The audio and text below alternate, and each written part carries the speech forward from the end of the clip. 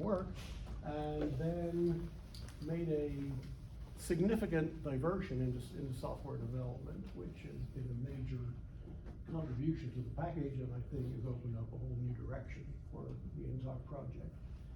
The context for Torch and for Sean's work is on star cluster formation and feedback from stars. His thesis is new perspectives on the formation and early evolution of stellar clusters. Okay, Sean. Thank you. Yeah, thank you, Steve, for that intro. So yeah, welcome to my thesis defense. Today I'm going to be talking to you about some new perspectives I'm providing on the formation and early evolution of stellar clusters. There we go. Great. Yeah. So in our galaxy and others, there are stars. Stars form from collapsing clouds of gas and dust. And within these star-forming regions, the majority of stars are forming in clustered environments, star clusters. The nature of star clusters and the processes by which they form, the environments from which they form from, and the evolution of that environment all remain active areas, active domains of study in astrophysics. I should say, so this is one such cluster. This is called Westerlund 2, zoomed in here. If you look at a higher resolution image of this, aside from being just a nice picture to look at as a Hubble image, I think this particular cluster does a good job at showcasing the different regimes of star cluster formation that are critical to the process. Can I ask, can you outline what the cluster is actually? Sure, yeah, so it's a little, I mean, by eye, it's perhaps a bit difficult, but you can see like the main collection of stars here would be the cluster. I mean, in the actual observational surveys, we have a little bit more information, so you can look at the emission lines of all the stars that are present and see if they have like a bulk velocity that's because similar. it looks to me like if you just look at this image, it's really difficult to say what the cluster is, right? Certainly, yeah, and there's like, you know, some stars are maybe foreground stars and much closer. This cluster is 20,000 light years away, so it's far. So the stars between us and it. So yeah, some of these are foreground stars, but some of them, like this here, is a binary what's called a binary Wolf-Rayet star system. So it's within the cluster. Yeah.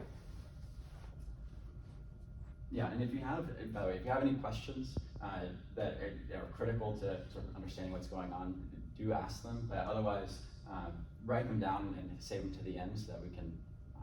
I don't go too over time because it does cut it a little bit close. Okay. Great, so we're looking at the different regimes of regimes that are important for star cluster formation. So we'll start looking at the gas. So this is, we have a scale in the bottom left that's approximately 1 parsec. A parsec is 3.3 light years or so.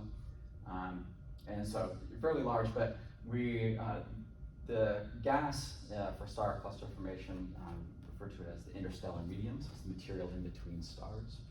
The interstellar medium has different categorizations based on its physical properties. So we have the cold neutral medium, which is the densest of that gas. It's cold, as the name implies, typically below 100 Kelvin. There's also the larger complex, there are subcategories of cold neutral medium, larger complexes of gas, which are called giant molecular clouds. Those can be dozens of parsecs wide or larger, between 1,000 and thousands and millions of solar masses of material. That's hydrogen gas, hydrogen and helium, mostly. By the way, when we talk about masses of objects in astrophysics, we typically relate it to solar masses. So one solar mass is the mass of our sun. So giant molecular clouds, thousands or millions of solar masses. There's also smaller substructures we call cores, gas cores, which are fractions of a parsec in size, and a few solar masses to a few hundred solar masses. So in this image, the kind of darker clumps of gas that you can see here are examples of those cores. There's also what's called a warm neutral medium, which, as the name implies, is warmer. So it's 10,000 Kelvin temperature. It's less dense than the cold neutral medium. This warm neutral medium, cold neutral medium kind of intermingle, and they're able to exist simultaneously together. There's other regimes of the interstellar medium which are important to, or is related to star cluster formation. It is shocked gas, so gas that is actually mechanically impacted, and it will heat up to millions of Kelvin temperature. There's also ionized regions of ionized gas, ionized hydrogen, which are called H2 regions, which is less dense and several thousand kelvins in temperature. And these two regions are important because they're related to, or they're directly resultant from, interactions of between the stars that have formed from the gas and the gas itself. So stars, as we'll talk about in a little bit, have these mechanisms called feedback, which interact with the gas from the form. So let's talk about the stars a little bit more. Stars come in many different masses, and the stellar mass is what dictates many of the properties of the stars. So the luminosity, how bright it is, how much radiation it's emitting, and the star's lifespan. And so the majority of stars are on the order of or less massive than our sun. They are cooler in temperature, their color, white, yellow, red. They live much longer and fairly stable lives as compared to the others we'll talk about. We're talking several billions of years as a lifespan. On the other hand, there's very few high mass stars or very massive stars. Although they're few in number, they dominate the luminosity of a single cluster. So just a handful of stars can contribute a majority of the radiation coming from a single cluster. They burn much hotter, they're brighter, they're typically blue in color, they are blue in color, and they live much more violently in terms of their interaction with the environment from which they form, and just a fraction as long as lower mass stars. So very massive stars live only a few million years. Low mass stars live for billions of years. And so just to kind of show an analytical example of this, or a database example of this, this is showing a mass function for the cluster we were just looking at. So on the x-axis, it's the log of the stellar masses. So that means that the 0 on the x-axis is talking about 1 solar mass. And then on the y-axis is a scaled number of stars. So you can see stars that are to the left of 0, left of 1 solar mass, means stars less massive than our sun. There's much more of those than there are stars more massive than the sun.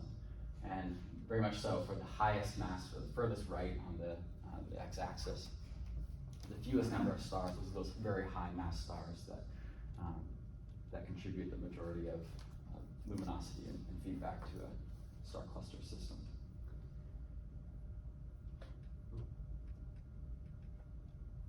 Clicker's not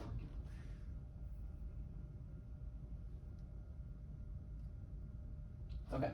Okay, the process, star cluster formation process. This is a good sort of cartoonish example of how this functions.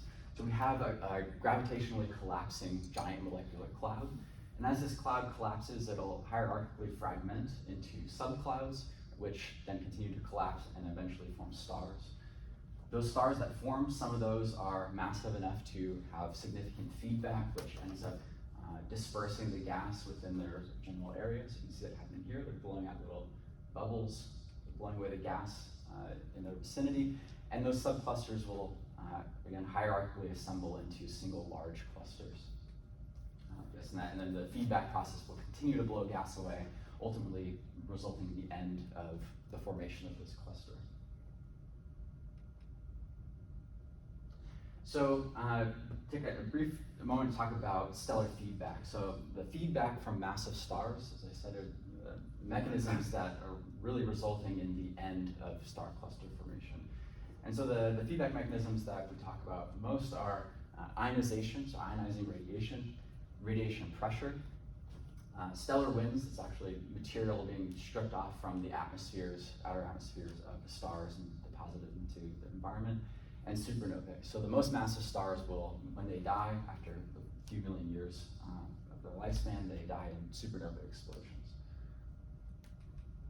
And so this is a collection of observational works that is showing different masses of giant molecular clouds on the x-axis, and then on the y-axis is radii, or the radius of the clusters. And this is just showing the regimes in which the different feedback mechanisms are important or contribute significantly to the evolution of the giant molecular cloud as it forms stars.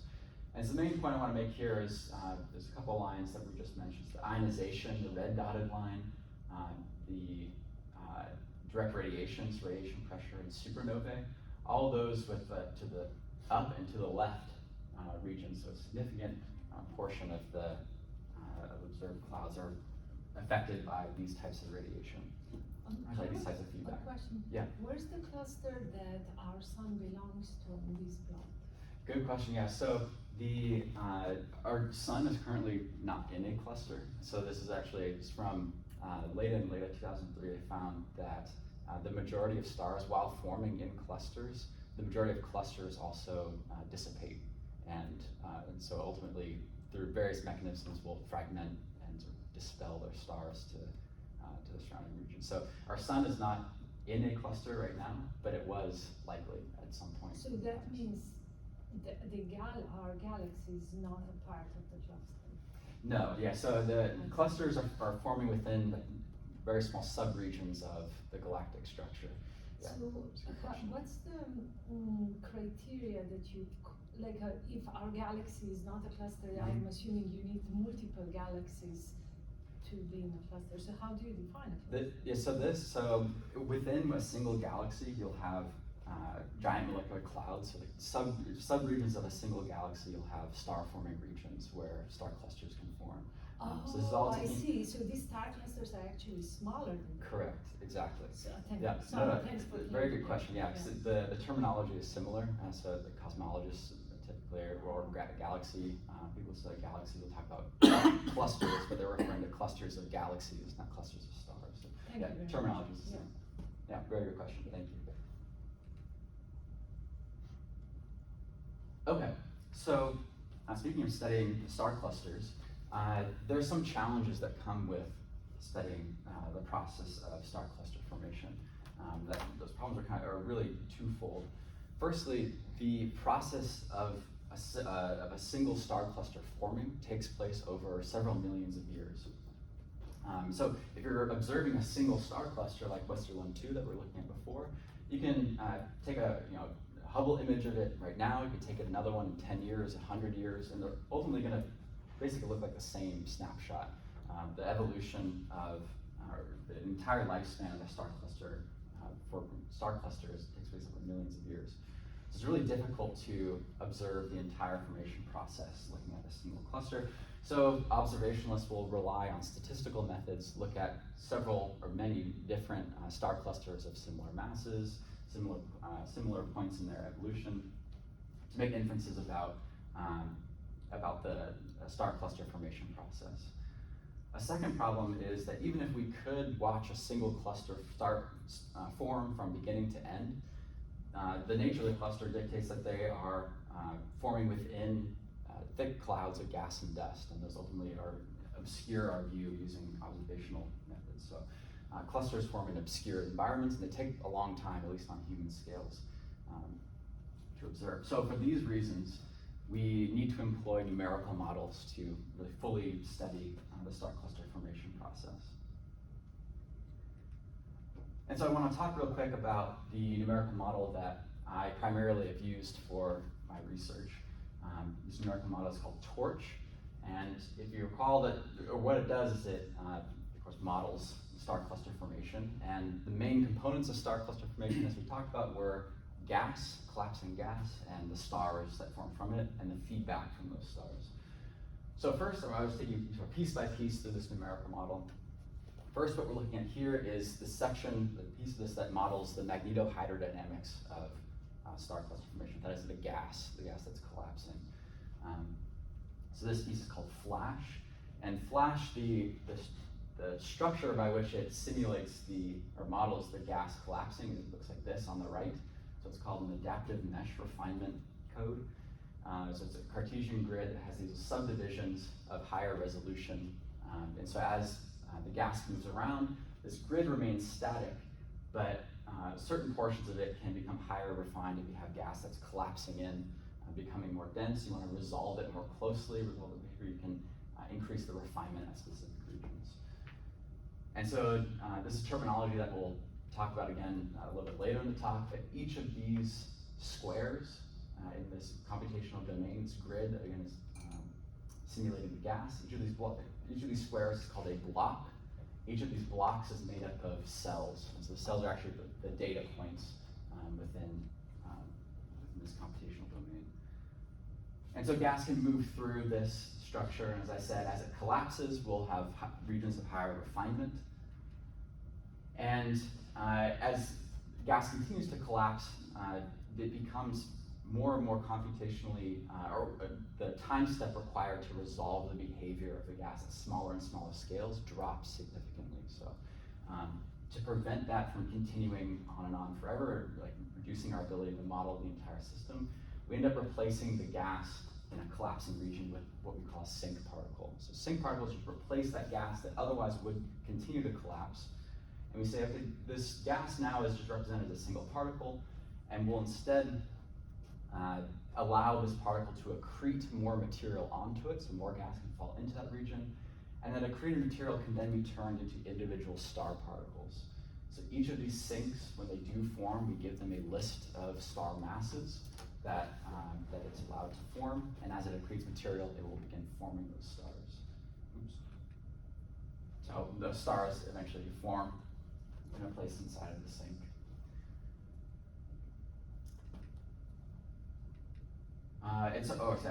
So then once we are forming our stars, then we need a way to model those stars. So we were just looking at the gas process with flash. The other piece of torch, my numerical model that I use, is a muse. And so a muse models, does a couple of things. First off, it establishes this interface between these two codes. So we'll see in a second, there's communication that's needed to take place between the gas and the stars. A muse also models dynamically the behavior of the stars, so the stars can interact with each other gravitationally.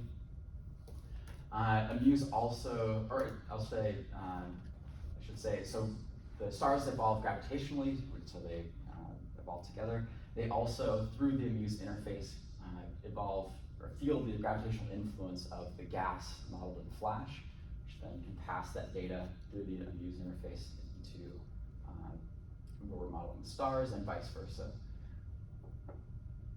And a muse also handles the stellar evolution of the stars. So especially for the massive stars that are emitting feedback mechanisms like ionization, stellar winds, those processes change over the lifetime of a star, and a muse handles the modeling of that change, including things like supernovae. So the stars eventually will die and detonate as supernovae, so muse handles that.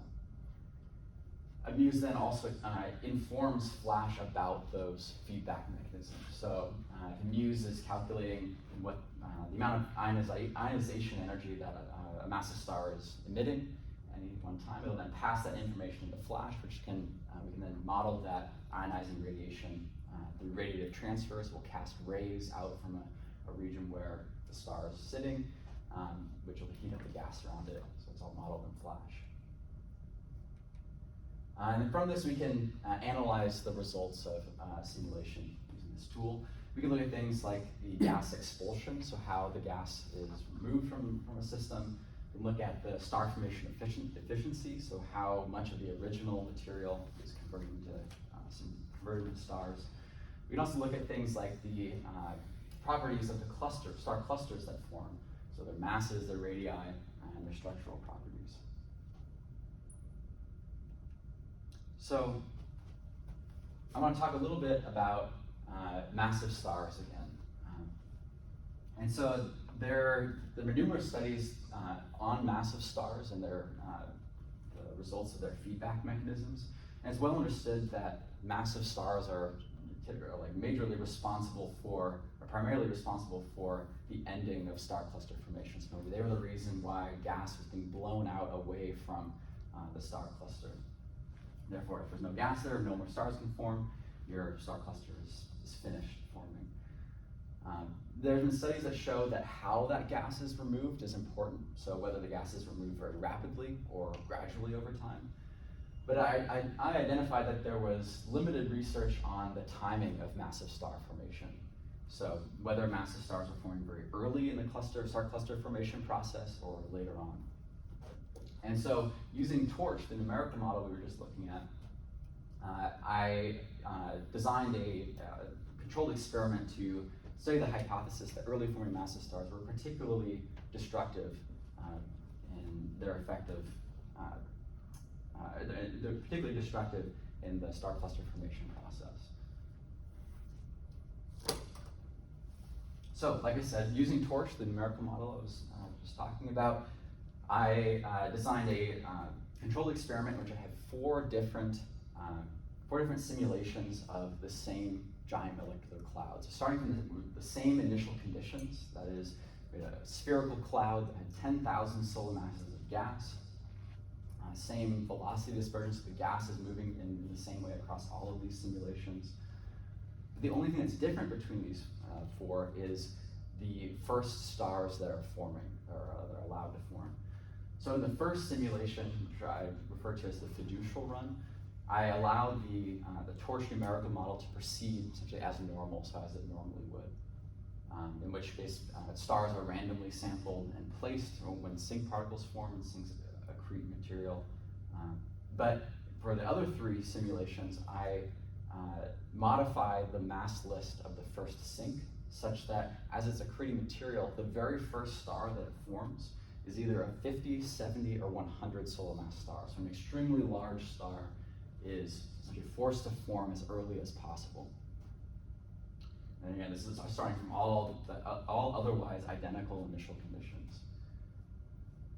And so then I allowed these models to evolve for 4.5 million years. All the while, the gas is collapsing, stars are forming, as other sync particles are forming, they're forming stars there. Stellar feedback is taking place from those massive stars. And then I analyzed the results of those early forming massive stars and their effects on the gas dynamics, the star clusters, and the cluster assembly. So we can look at a video real quick of what that looks like. So you can see on the left, this is our initial starting point, our initial conditions. So all four of these simulations would look like this. And you see our spherical gas cloud, we've got 10,000 solar masses of material there. And as I play this video, you'll see the gas start to move around. It's self-gravitating, so it'll start collapsing in on itself. And you'll see sync particles, these are the black points, start forming. Low mass stars being modeled or being shown as little red dots, and high mass stars, those with feedback with blue. Yes? Is this the fiducial one you're showing? Yes, yeah, thank you for reminding me. Yes, we're about to see the fiducial run. So if it plays, you see the gas is self-gravitating, it's collapsing, we've got sinks forming, we've got stars forming from those sinks.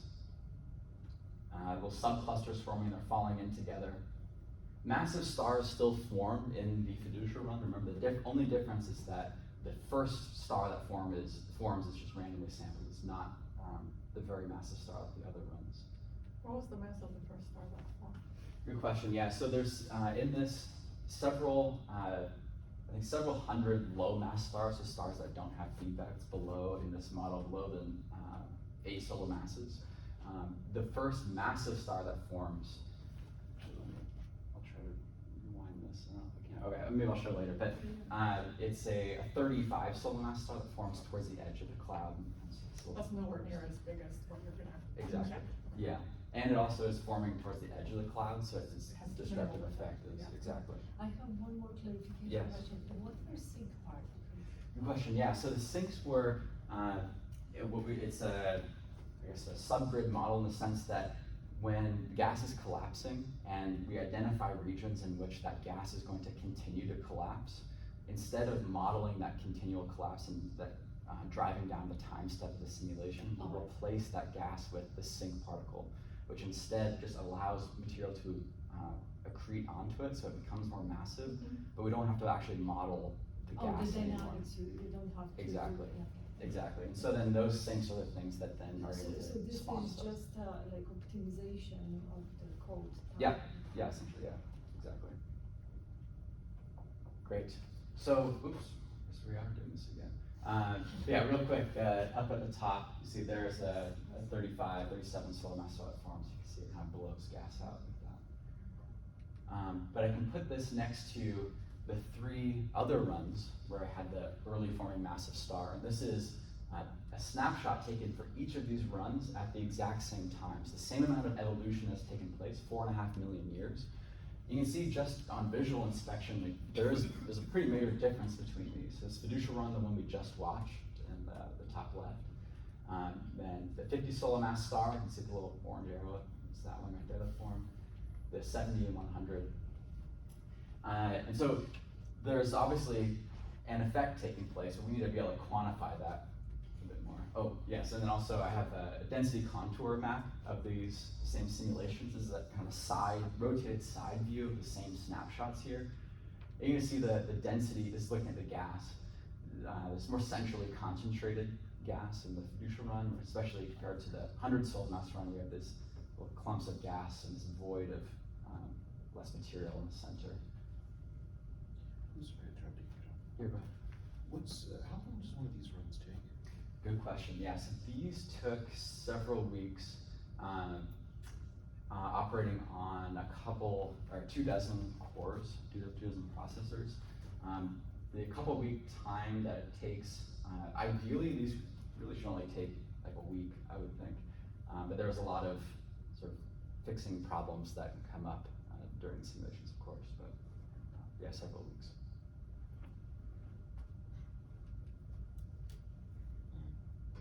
Okay.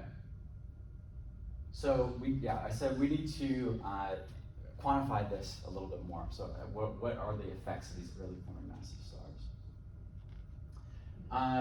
So one thing we can look at is the total energetics of the gas in these simulations. So you can see in the bottom left for this leftmost plot, all the simulations, as I said before, are starting from the same initial conditions. So they have this globally negative total energy, meaning the gas is in a bound state, which is what we expect. It's collapsing in on itself. And then at the black arrows, around when the early forming massive stars form in my augmented runs, and you'll see pretty much immediately the gas achieves a globally positive energy state. So the gas has become globally unbound. And it's not until about a little less than 2 million years later that the fiducial run is able to achieve the same state, same unbound state. And see there's some fluctuations in the fiducial run. That's because, as I said, there are other massive stars that are forming, but it's not until around this 4 million year mark that a significant star formation event takes place, and there's several 60 solar mass stars that form and are ultimately able to unbind the gas globally. On the right, I'm showing a sliced plot of the density of ionized hydrogen. So in the regions where it's kind of the kind of maroon, or I guess black regions, this is where there's still majority neutral hydrogen present. So potentially star forming material, whereas all the gas that is colored is gas that has been ionized. So ultimately just showing for the early forming massive star runs, they have a widespread significant effect on the gas. Something else we can look at is the cumulative star formation of within these simulations. So on the left, looking at the total number of stars that form, and you can see again I've marked where the early forming massive stars form around up there. And you can see there's a pretty stark difference between the fiducial run, the red line, and the other 3 augmented simulations. So the fiducial run is able to form 2 to 3 times more stellar material than the other runs. And then I also calculate the star formation efficiency for these systems at the end of the simulation. So the fiducial runs converts about 23% of the initial gas into stars, less so for the runs with the early forming massive star. And kind of in a similar vein, we can look at the accretion rates of material onto the sink particles. So how much material are the sinks pulling into themselves, and then what is the star formation rate, so the rate at which stars are placed into the simulations. And you can see similar trends here where the fiducial run is able to, or achieves a much higher sink accretion and star formation rate, whereas in the 50, 70, and 100 early forming massive star runs, that peak is suppressed. The star formation, interestingly, kind of seems to take place over a longer period of time, but ultimately the suppressed star formation and sink accretion rates. We can compare that, the star formation efficiency to observations. So this is just a series of different methods for observing star formation efficiency in clusters. The black boxes that I have here are the ranges in which my runs land. My runs are, yes? Are you showing epsilon total or epsilon per free fall time, which is what's shown on this plot? Oh yeah, this is the free fall time. And- Yeah. But is your black box your total? Yeah, you're right. There may be a mistake on this one. Yeah, I'll have to correct that later. Yeah. But ultimately, the main point for this, and I guess described better in my my paper, that this falls within ranges that have been observed, and my star formation efficiency fall within ranges that were observed.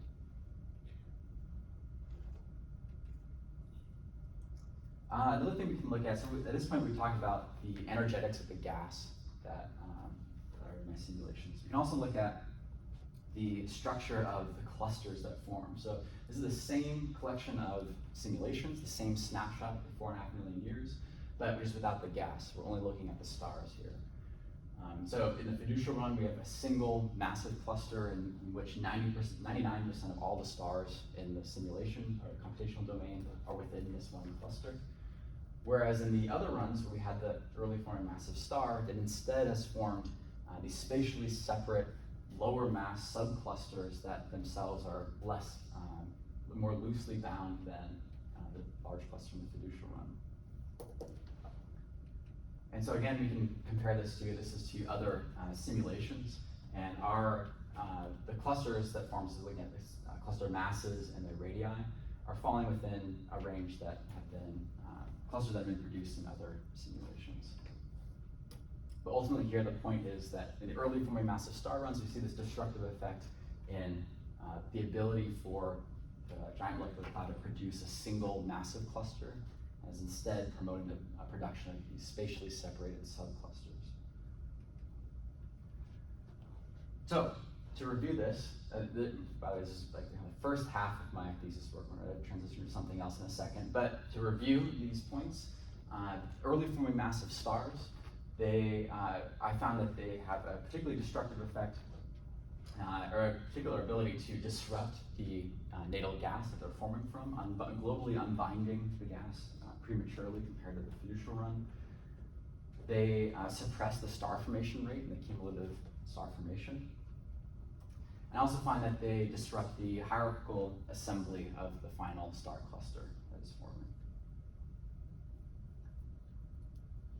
So ultimately, what this is, what I want to say from this is that the timing of early forming massive stars is a parameter that needs to be taken into account in these numerical models. So many numerical models will randomly sample their stars. So which stars form is determined kind of probabilistically.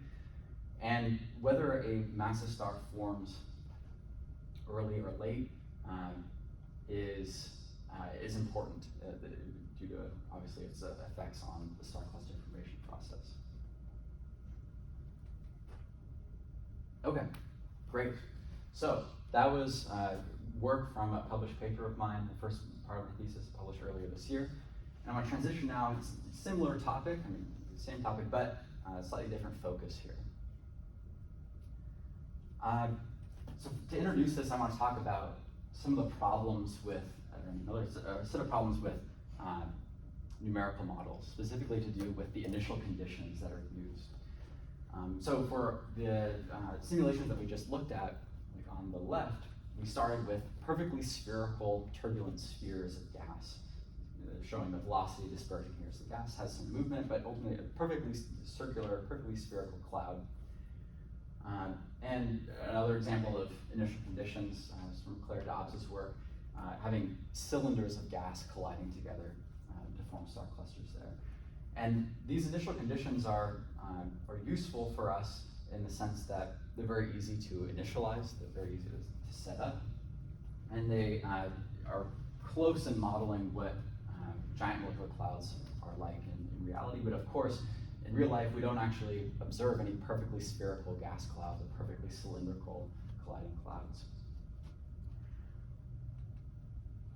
And so it would be ideal for us to be able to use or to initialize our simulations using gas clouds that have formed under more realistic environments.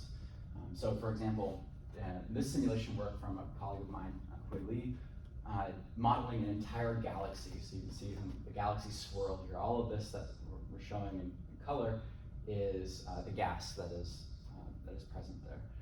And so the clouds that then can be identified out of this galactic simulation are clouds that have formed under a galactic environment. And so they're not perfectly spherical or perfectly cylindrical colliding clouds. They're much more self-consistent in their modeling. So it'd be ideal if we could take one of these clouds and use as initial conditions. And the reason why we aren't able to do that already is it's very difficult for a single computational model, or basically impossible for a single numerical model to span the entire spatial regime between modeling an entire galaxy, down to modeling individual clouds, down to modeling individual stars. The spatial regime is just too computationally intensive. So typically simulation, researchers will sort of choose a regime and work within that. So for instance, in this work, modeling an entire galaxy, but then once individual clouds are forming, instead of modeling individual stars, modeling or representing an entire star cluster as a single particle. Or like from a perspective of the work I was just showing of mine, instead of modeling an entire galaxy, modeling a single cloud and then modeling the stars within. So there's this disconnect between the different regimes that are important in terms of the initialization of giant molecular clouds. And this difficulty is continued, or I guess I should say, like the ideal, once again, is we want to be able to, in Torch, use these molecular clouds that form under more realistic conditions as our initial conditions. And the problem with that, though, is, again, from before, this is an example of how Torch is modeling the gas. So that's that adaptive mesh refinement. So we've got blocks, which are made of cells, the static grid. The galactic simulation, which you just saw on the previous slide, is modeled using a completely different software suite called Arepo, which uses what's called a moving mesh. And the way it works is it has these mesh-generating particles, which are able to follow the flow of fluid around, and they, from those particles, generate what's called a Voronoi mesh, which fills in the volume around these particles. And so we want to be able to take clouds, giant molecular clouds that have formed under a galactic simulation, which uses this Arepo data structure, a representation for a gas. And I want to be able to use this data in Torch. And the problem is that there's no simple way, or at least not to my work, there was no way to easily transfer data between these two simulations. And so that's where my work came in. So this part of my thesis was developing a tool to do exactly this. And as far as I'm aware, before this work, this process of transferring data from a Voronoi mesh, moving mesh code, to an adaptive mesh refinement did not exist before my work. And so I call this tool VOR-AMR, so Voronoi mesh AMR grid, VOR-AMR. And it, as it says, it is interpolates data between or from Arepo Voronoi mesh into Torch. And so I'm going to show a quick diagram to explain exactly how this works. If you recall, we talked about Torch before. So this is that same Torch framework. It has Flash, which handles the magnetohyddrodynamics, and Muse, which handles the interface between those, and modeling the stars and the stellar feedback. And now I have this Arepo data, so this galactic simulation, which has clouds, giant molecular clouds that I want to use as initial conditions. And I want to get this data compatible with the Torch framework. And so the way that I do that is first I send the positional information of the mesh generating particles of this Arepo data to Flash, and I send it to Muse. And also to Muse I send the field value data. So that's like the gas, the data associated with the gas. That's like the gas density, temperature, or internal energy, velocity, etc. Just to clarify, those Yes. are those values at the particle positions? At the particle position is where they're defined, and they also are represented across that Voronoi mesh cell that they generated. Oh, okay, Yeah. so you're starting, okay, got it. Yeah, but those particles give me a point at which those cells are defined. Yeah. So once I pass this AREPO data to Flash and Amuse, I can then I essentially ask Flash to look at the positional information of the Voronoi mesh, of the AREPO data, and Flash constructs a AMR grid, so that refined Cartesian grid, that mimics as best as it can the structure of a distribution of the AREPO mesh generating particles. And at the same time, Amuse constructs a k-dimensional binary lookup tree of using the same positional information of the AREPO data along with the gas values. We'll see how that comes in handy in a second.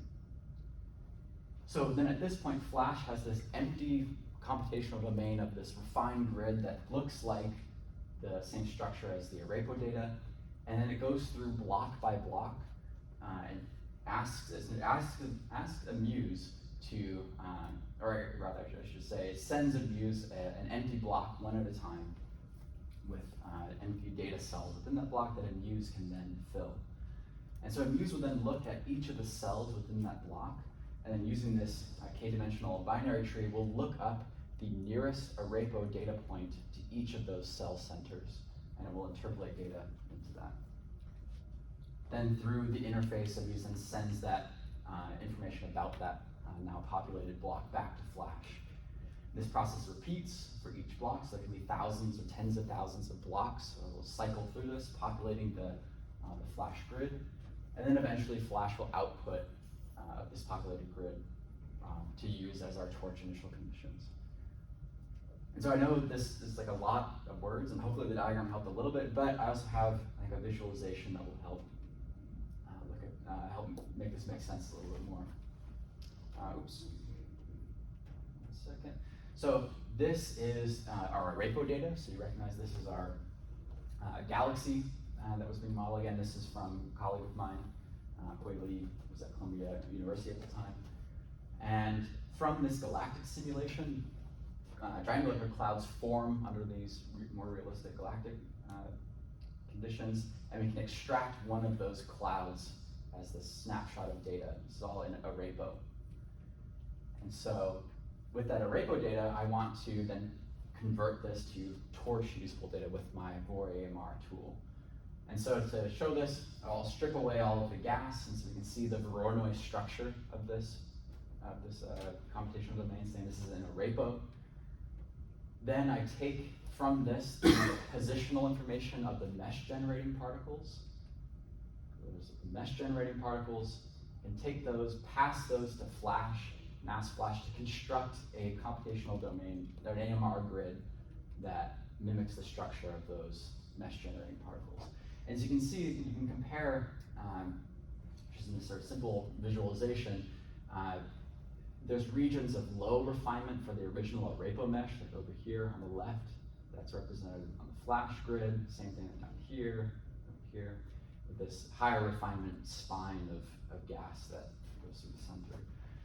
And then through my Vor AMR tool, I'll then interpolate data into this empty grid, and we're left with a populated torch grid, which now is usable in our torch computational framework, originally taken from you. So it looks very similar to what we started with, which is the point.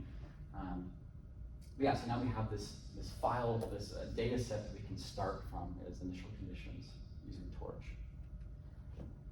And so the question is, though, does this actually work? Like, we get the data there, we know that the data is present, but to know if we've interpolated it properly, one thing we do is just run a simulation. So this is a torch simulation that is using AREPO data that has post-interpolation using my Vor AMR tool. And so you can see, because this structure is so large, kiloparsecs on the side, we don't see the gas moving around a lot, but gas is collapsing. We are forming sync particles. Those sync particles are forming stars. And the main thing here is that the system isn't immediately blowing apart or collapsing on itself. And so it seems like we're interpolating data properly here. Yes. question. When you do your correspondence between the two systems, that process conserves the number of particles, right? Good question. So, That's the next slide. yeah, that's basically the next slide. Yeah, perfectly then. Yeah, and so the idea, we have those mesh generating particles in the Arapo data, and they are meant to correspond with the data cells of the flash blocks, because the flash, the way it represents data is through those cells, not through individual particles. But we do see some error in this interpolation. So if we're looking at, say, like the total amount of mass of gas that we start with in the Arapo simulation, and then what we end up with post-interpolation in Torch, there is a difference. There's a discrepancy of a couple %. And to kind of understand why that might be happening, if we look on the right, I think this visualization will help. On the right, we have, let's say this is representing just what will be one flash block, say a 4x4 flash block. And this is showing the 16 Arapo mesh generating particles within this. So this is our Arapo data. We want to interpolate onto the flash grid. This is what the flash block. This is what the flash block looks like. Each cell pretty much has one data point that is associated with it. And so in the interpolation scheme, each of these cells will get assigned a unique Arapo data point. And so we'd expect the error to be the lowest in this case, essentially 0. But if instead we had a distribution of Arapo mesh particles like this, it's still, at least from Flash's perspective, an appropriate set of particles within a single block. So all Flash knows is the total number of Arapo particles inside of the block. So as long as that total number of particles is 16, Flash thinks this is fine. We can continue with interpolation. But if I try to interpolate, remember each cell only it gets the data from the Arapo data point that is closest to it. So in the case where these points are really clustered down here, only one of these Arapo data points will get assigned to each cell, and we lose some information. So some of those Arapo cells do not get interpolated anywhere. Or the cells out here that have no data, no Arapo data in them, they'll interpolate just the closest Arapo particle they can find.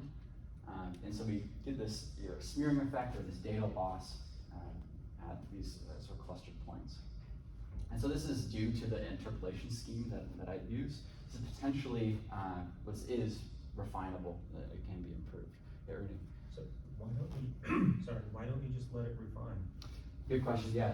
So the main reason is that, at least for built-in Flash functions, it's able to identify the total number of particles within each block, but it's more difficult, or like some development is going to be needed to take place to be able to identify the number of that distribution of particles within the block, or like the number of particles in each cell.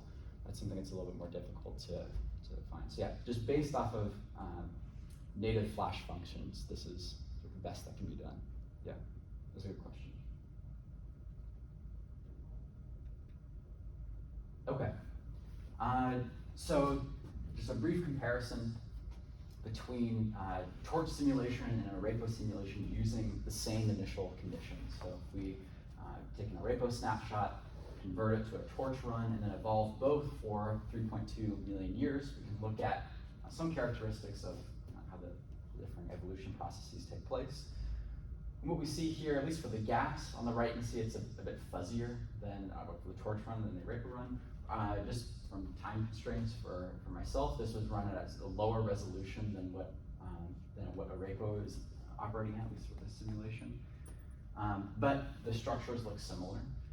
And there's also these star clusters, these black dots or blobs are the star clusters that form.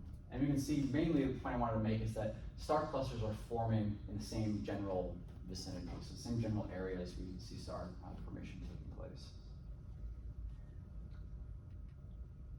We can look at this a little bit closer. It's just again, very preliminary analysis of preliminary comparisons to some Arapo runs. So what I did is I have two different Arapo runs that again are starting from the same initial conditions. One run has stellar feedback present, that's the AW purple line.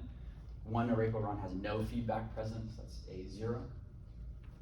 And then I set up 3 Torch simulations that use that are starting from the same initial conditions as these Arapo runs, but the difference between those torch simulations is that each have a higher level of maximum refinement that they're able to achieve, so level 4, 5, or 6. In order to achieve the same resolution as the Arepo runs, they'd have to hit level 12 refinement. So they're still under-resolved compared to the Arepo runs, but the main point here is just to illustrate the general trends that we're seeing between these runs. And so there is some discrepancy between the star formation that takes place in the Arepo runs and the torch runs, but the main point here is that we see sort of a general adherence to a trend of increasing star formation over time. These Arepo simulations go on for much longer also, so I think up to 16 million years. So there's more space to evolve these particular preliminary runs more to resolve that. We can also do something, look at the total mass of the total fraction of cold gas that is present in each of these runs. Cold gas being less than 100 Kelvin. And so this is really interesting. It sort of shows that my tool, Vor AMR, presents an interesting way to compare different code bases, so in this case, Arepo and Torch, in the sense that all of the runs are initialized at the same point as they're supposed to. Now, the same total fraction of cold gas present. The Arepo runs then proceed, and there's some changing amount of cold gas as the system evolves, gas is able to cool or gets heated up by the stars that form, etc. But in the torch runs, pretty much immediately we have this huge spike in the total fraction of cold gas present. So this is implying, or not even implying, it's showing that there are different heating and cooling physics modules that we use in torch compared to Arepo. This sort of presents an avenue for which further investigation, I think, is worthy here to investigate truly the difference between these cooling modules, why we see so much gas in the torch run essentially snap cool to a cold state. Again, this is just preliminary analysis. It's just out of these few runs that I have. So I don't have a detailed analysis of this quite yet.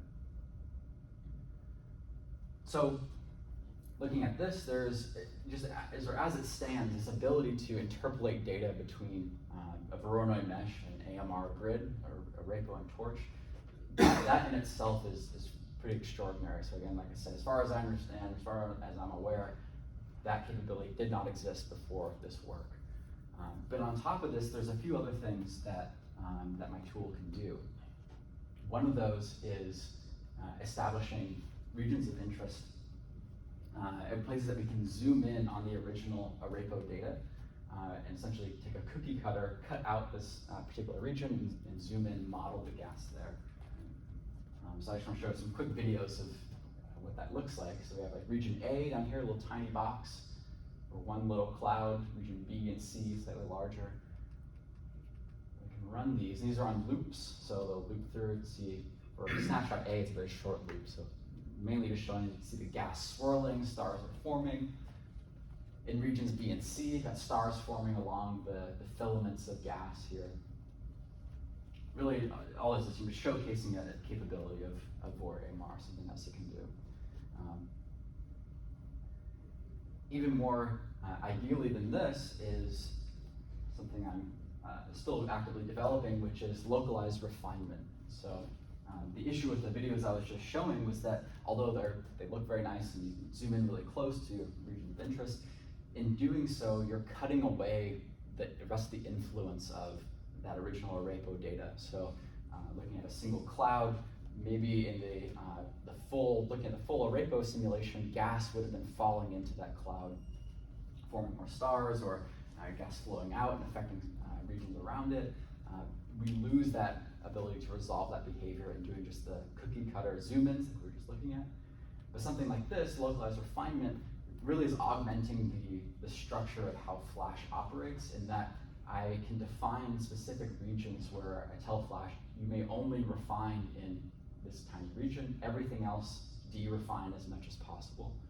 And this allows us to evolve really small regions of the grid while not wasting or using too much computational resources to resolve and evolve all the rest of the gas out here, but we still get the general influences of this outside gas with this region of interest. So gas can still flow in, gas can flow out. We get the gravitational influences of gas moving around. So a really powerful tool. That again, I'm actively working on. Can I Yes. ask if I am understanding this a little bit? So when you're doing that, you're really saying that the denser regions are evolving much faster, so you can sort of freeze out the bigger ones? Essentially, yeah. Like any evolution that takes place here is not very resolved. So we'll be able to see like bulk movements of So gas. it's like a localized mean field, sort of.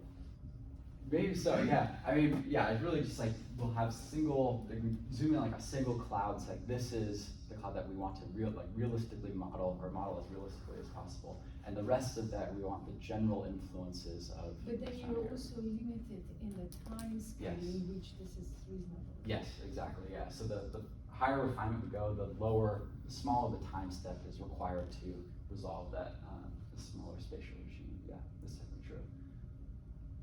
She was asking the opposite. The smaller your region, Mm-hmm. the shorter you can run before you start getting influences from the edges, I'm not sure if I. from the unrefined edges. Yeah, I'm not sure if I understand that. Yeah. Yeah, we'll talk about it in a second. Sorry, yeah. Okay. Great.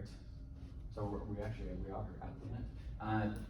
Yeah, so let me review the two main components of my work. So the first thing we talked about was the early forming massive stars and their importance in their effects in star cluster formation. So we found that early forming massive stars significantly significantly disrupt the natal gas structure, resulting in premature global unbinding of the giant molecular cloud from which it forms. We find that they suppress the star formation rate and the accretion rate of material into the sync particles, also reducing the total mass of stars that form.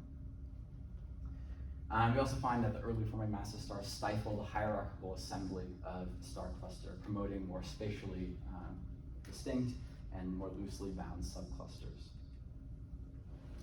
We also talked about the numerical tool I developed, or AMR, which successfully interpolates data between a moving mesh to code a RAPO with the AMR adaptive mesh refinement grid torch.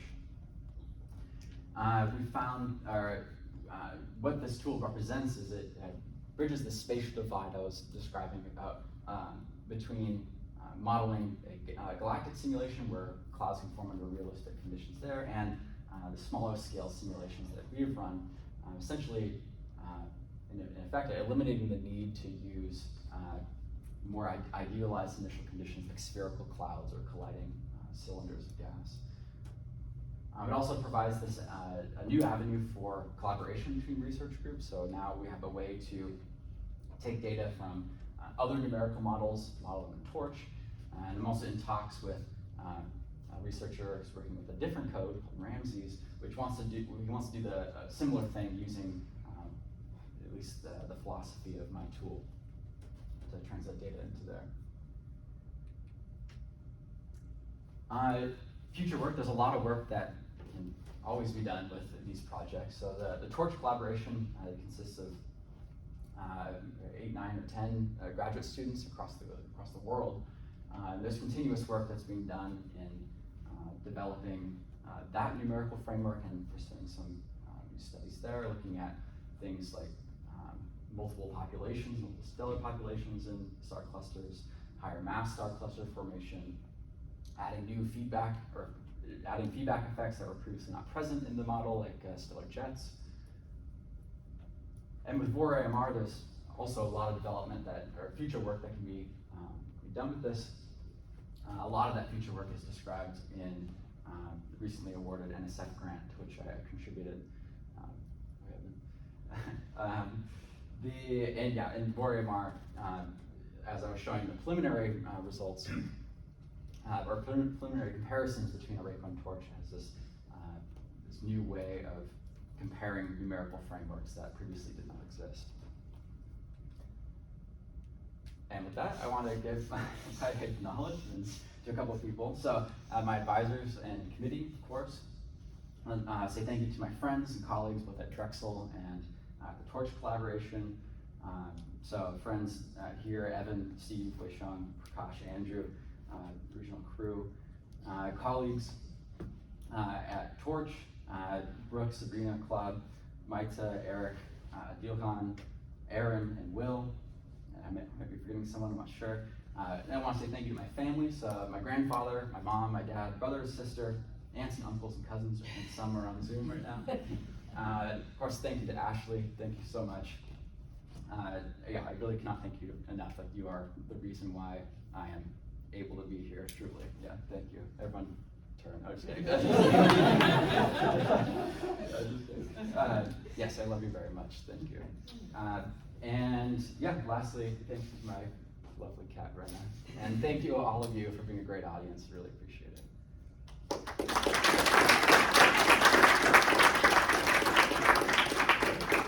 Okay, we have time for a few questions from anyone not on the panel. Yeah. Great talk, John, but Thank you. were all these simulations we've seen, were they slices of three-dimensional things, or were they two-dimensional? Very good question. Yeah, I'm sad that I forgot to mention that. But yeah, these last ones we were, okay, that's weird. These last ones we were looking at are projected density. So if you essentially took the computational domain from one side and just flattened everything down. Yeah. Good question. So could you have looked at it from another angle if you'd wanted to? Definitely, yeah. So you can flatten any of the Interesting. yeah, X, Y, Z directions, yeah. And slices too, that's another way of analyzing it for sure. That slices are just more difficult because you have to sort of really pick and choose the region you're interested in. Because like if you want to look at like a single filament that'll like pass through a single plane multiple times, so slicing through that, you'd be like bits and pieces of the thing you're looking at, if that makes sense. Jake? I'm curious, when you're creating a sync particle, what is the criteria Oh, for very good which question. you want to swap over? Very good question. So there's several criteria, one of which is, I don't want to we'll probably talk about this in the question section after this, but the genes criterion, so it's a length scale at which for a uniform medium, gas will continue, of certain properties, the gas will continue to collapse. So if that's satisfied, there's also others for self-gravitation, so and infall, so the gas will be actively infalling towards the center. There's a few others, I can't quite remember, but yeah, so there's several checks that need to take place, and then there's even further checks on top of that for the accretion of material onto those sinks. So once those sinks are present, the same present thing, the gas needs to be bound to it, infalling, that type of thing. And then related to that, you mentioned that the main reason to do that is computational.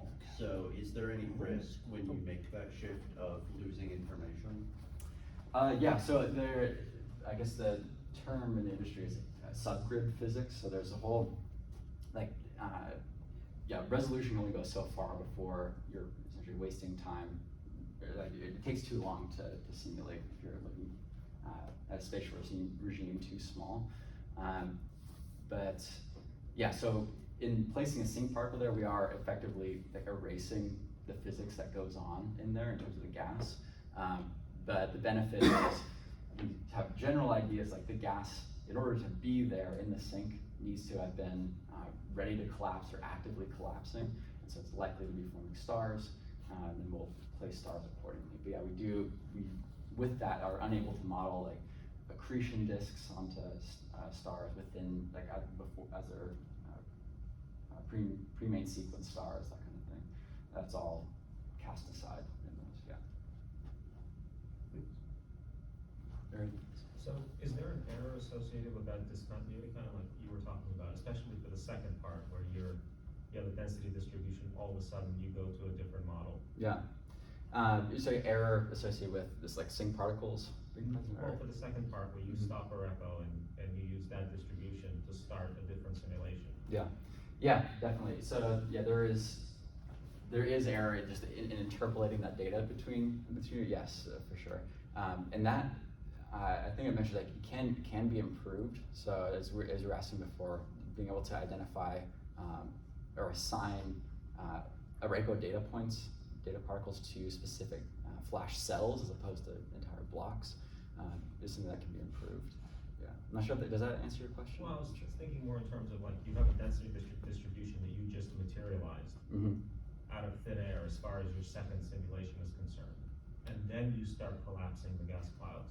I see what you're saying. Is there a discontinuity? That's a really good question. Yeah. I think one of the further pieces of further work that I think would be really interesting is taking a closer look at the like larger scale and small scale effects post interpolation, and that's something I haven't been able to identify as whether that error is coming from the low refinement regions or the very high. My suspicion is that it's the very high refinement regions that are causing this error, and so that would be the places where you'd have that discrepancy or maybe weird behavior where that change in distribution or post interpolation will have a sync particle that forms immediately, whereas in the Arapaho simulation you might have stars that form more gradually because they don't use sinks. Yeah.